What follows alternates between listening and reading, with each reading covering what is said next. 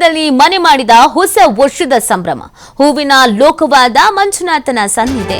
ಧರ್ಮಸ್ಥಳ ಕ್ಷೇತ್ರದಲ್ಲಿ ಅದ್ದೂರಿ ಅಲಂಕಾರ ಸೇವೆ. ಬೆಂಗಳೂರಿನ ಭಕ್ತರಿಂದ ಅದ್ದೂರಿ ಅಲಂಕಾರ ಸೇವೆ.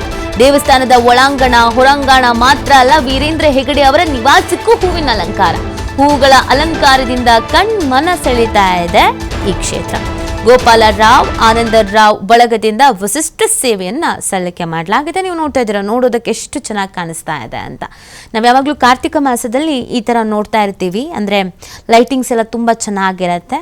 ಆದರೆ ಯಾರು ಸೇವೆಯನ್ನು ಮಾಡ್ತಾ ಇದ್ದಾರಂತೆ, ಹೂವಿನ ಸೇವೆ ಮಾಡಿಸ್ತೀವಿ ಅಂತ ಹೇಳ್ಕೊಂಡಿದ್ರಂತೆ. ಆ ಕಾರಣಕ್ಕಾಗಿ ಬಹಳ ಅದ್ಭುತವಾಗಿ ಮಾಡಿಸಿದ್ದಾರೆ. ಹಳದಿ, ಬಿಳಿ, ಕೆಂಪು ಸೇವಂತಿಯ ಜೊತೆಗೆ ಸುಗಂಧರಾಜ ಹೂಗಳ ಘಮಲು. ಕೇವಲ ಹೂಗಳಲ್ಲ, ಸೇಬು, ಮೂಸಂಬಿ, ಕಿತ್ತಳೆ ಹಣ್ಣುಗಳನ್ನು ಕೂಡ ಬಳಸಿದಾರಂತೆ. ಆಕರ್ಷಕ ವಿನ್ಯಾಸವನ್ನು ಮಾಡಲಾಗಿದೆ. ನೀವು ನೋಡ್ತಾ ಇದ್ದೀರಾ. ಕಳೆದ 4 ದಿನಗಳಿಂದ ಶ್ರಮದಾನ ಮಾಡಿದ್ದಾರೆ. ಸುಮಾರು 150ಕ್ಕೂ ಹೆಚ್ಚು ಸ್ವಯಂ ಸೇವಕರು ಇದಕ್ಕಾಗಿ ಅನ್ನೋದ್ರ ಬಗ್ಗೆ ಮಾಹಿತಿ ಇದೆ. ಹೊಸ ವರ್ಷದ ಮೊದಲ ದಿನವೇ ದೇವಸ್ಥಾನದ ಶೃಂಗಾರ ನೋಡಿ ಭಕ್ತರಂತೂ ಫಿದಾ ಆಗ್ಬಿಟ್ಟಿದ್ದಾರೆ. ಶ್ರೀ ಮಂಜುನಾಥ ಹಾಗೂ ಅಣ್ಣಪ್ಪ ಸ್ವಾಮಿಗೆ ಪುಷ್ಪ ನಮನ ಸಲ್ಲಿಸಿ ಧನ್ಯತೆ ಮೆರೆದ ಬೆಂಗಳೂರಿನ ಭಕ್ತರ ತಂಡ.